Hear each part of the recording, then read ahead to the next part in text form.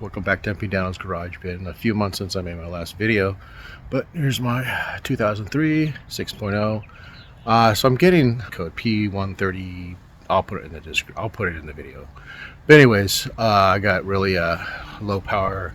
My boost is super high, and it's probably the turbo and the vanes being stuck, but do right now just try to clean the EGR and replace the IAT2 sensor.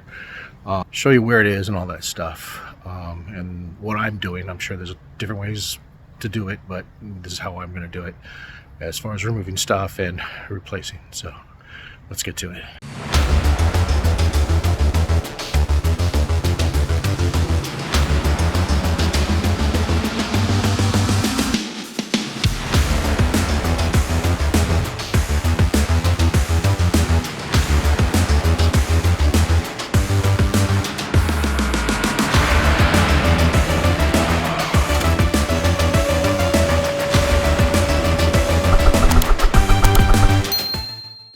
So I just wanted to add that I had a P132B code. So guys, here's the IAT2 sensor. So intake air temp sensor. There's the part number, and I'll put that in the description. And also there's those EGR. It's kind of like a rebuild kit. It's a couple O-rings and a gasket. I'm just going to clean it and hope for the best. But anyways, it needs to be cleaned anyways. I haven't done it since I've owned the truck in over 5 years. There's the part number. Again, I'll put that in the description. And I was missing one of these 8mm bolts that actually hold down the EGR. And that's the part number in case yours backed out too. And I'll get that installed today. So, all right, facing the front of the engine. So the EGR, it's right there. So you see that, you can see right in the middle of the screen, that bolt is missing. I'm gonna remove that. I'm gonna do that second. So first thing I'm gonna do is actually get to the temp sensor, which is, let me see if I can actually see in the camera, but it's down, oh there, down there. So it's pretty buried. I want to remove the whole air filter all the way back here, and behind there's a couple 8mm bolts I already removed. That loosens this piece right here, so I can get this whole, everything from here to down here out. So I'm not going to bore you with me wrenching, so the next clip will be me hopefully having that out. Alright guys, here she is. She's all out. So I had to remove that little the gauge thing off the, well, unplug it from that plug. And then I removed that. Just didn't want to snap it off. And I just unclipped it from this front here and was able to pretty much just lift it right out. Oh, and unplug that plug too as well. Just make sure you get, when you put it back, put that hose back in there. And that's it. And let's see if we can get a good view here now.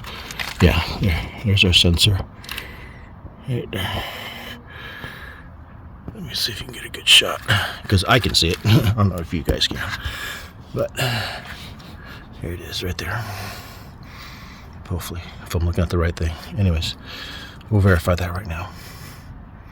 Yep, and first snafu. So this little release clip, being it's so brittle right here, just broke right off.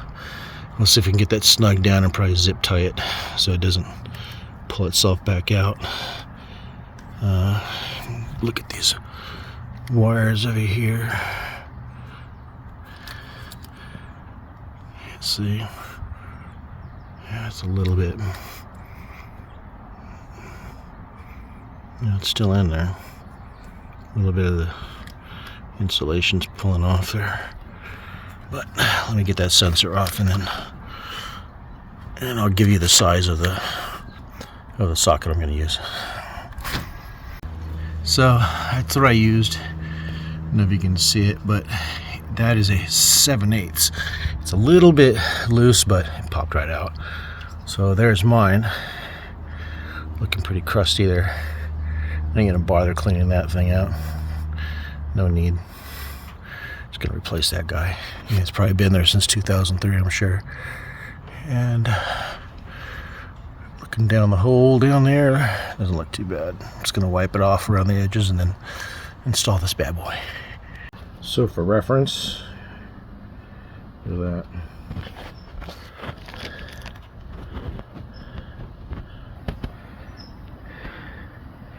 Yeah, a wee bit dirty. So what I always put on any O-ring that I install, that's going to happen too on this EGR, is I always put silicone grease on them. Keeps them from rolling, and also I think it keeps the silicone lasting longer. Anyways, that's my theory, and I've been doing that for years. Alright guys, she's all in there. You can see, was even able to zip tie the clip back on there, so can't pull out. So that's your IAT, guys. And yeah, God, man, I guess at some point I need to replace this connector here, but we'll see how it goes with it like that. Yeah. Anyways, and then here's my turbo, so now I got to view it. Look at that wheel, nice. No play at all. That turbo's good. So it's going to be the exhaust side where the vanes are. I bet. You know, I wish I had more time to do that, but I just don't.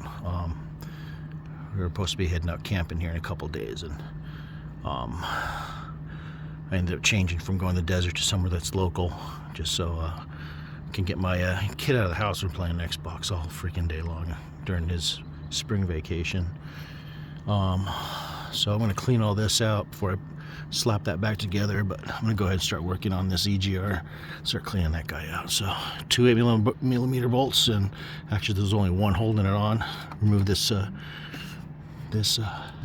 connector here, and then we'll remove that. So this EGR is a pain to push out. So anyways, here's how I did it.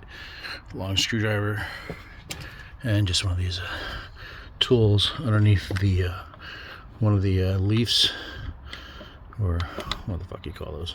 Anyways, on both sides you can see the screwdrivers under there, under the other one, and then I just use this wrench and twisted it so it starts pushing it up, and at the same time pushing this up as well. And that got this loose, so it's out.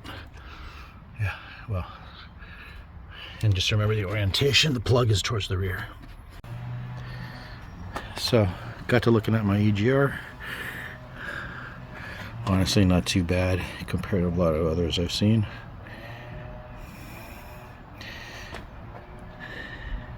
So just to show you what the kit involves, which is basically this gasket here, these 2 O-rings, and that's it there. It's the OEM kit, and we're going to brush all this off, get all those carbon off. It's not even that bad. Gotta verify this works too. I'm gonna push this plunger down, make sure that's good to go. Brush all off.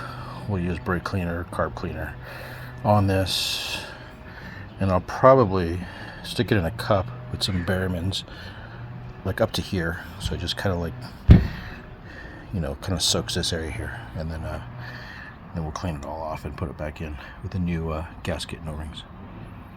Okay, here's my EGR valve, and just showing you how I'm actually keeping the actual valve open, so you can see the screwdriver is just kind of in that second area. You just want to get all the surfaces clean so this seals down inside there and under here.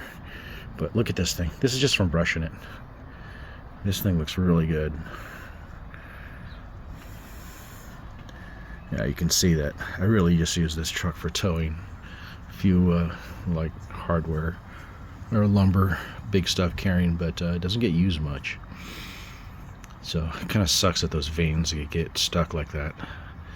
Anyways, no one issue on the 6.0s. Alright, she's all cleaned up.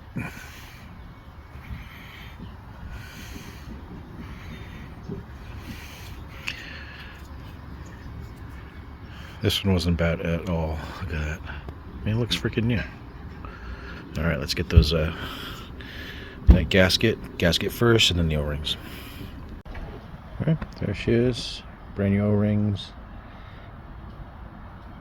Got that. There you go. Silicone grease on the O-rings, and then there's your new gasket. So let's slip that guy on there and get those 10mm bolts. Actually, I got 2 new ones. I'm going to use those, and I think I'm going to put just a dot of blue Loctite on those things. So I didn't want to forget this part. You want to make sure this is all clean. I just cleaned off all the carbon as best as I could down inside there with all the ridges and all that stuff, just so you have a nice sealing on the O-rings and that the gasket. Anyways, let's get this back on there. Well, I got to looking at this hose, the one that connects to my turbo. Look at this. And look inside. It's like, focus, come on, man. Focus. Okay. Look at that. It's like it just melted in there. Well, that's gonna get changed for sure. I'm gonna throw some hairspray on this, and then I'm gonna slap this back together. This hose. Oh wow. No way. Look at that. Dude, this is just falling apart.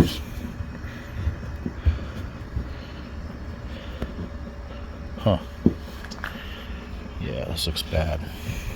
This is like, dude, I could probably just pull it apart right now. That's a hole right there. Well, that's why you inspect. Alright guys, here she is, all back together. EGR, nice and clean, bolted. Now it actually has a bolt on that side.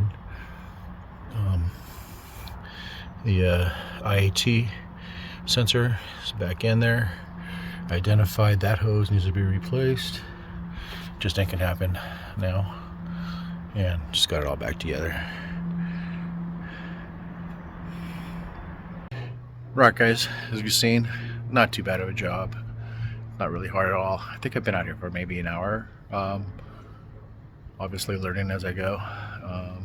And now at least we know where the IAT2 sensor is, and EGR one. I think there's lots of videos out there for that, but I guess really the hard part is just getting the thing out. And the tabs that the bolts go in actually were a little bit bent because of all that pressure I had to put on it just to push it out. So I just rebent them back, and it's good to go. It's all mounted, fresh O-rings and a gasket. So it needed to get done, even though it looked pretty not too bad. So anyways, at least now I know the condition of it. It was new to me 5 years ago, and I didn't do that maintenance on it. And the previous owner did say they replaced the turbo. So anyways, this is not really going to fix the underlying issue. Well, I don't know, maybe it does, but I just don't have time to do it. A couple days we leave for camping, and I got way too much stuff I got to prepare for this because I work all day and limited time on night hours. So that's for another video. I'm going to go ahead and close it off here, and hopefully this helps you out. Like I said, I couldn't find anything on where that sensor was, the IAT, and now you know. So hopefully this helps you out. Like, subscribe, and I'll see you on the next video. Out.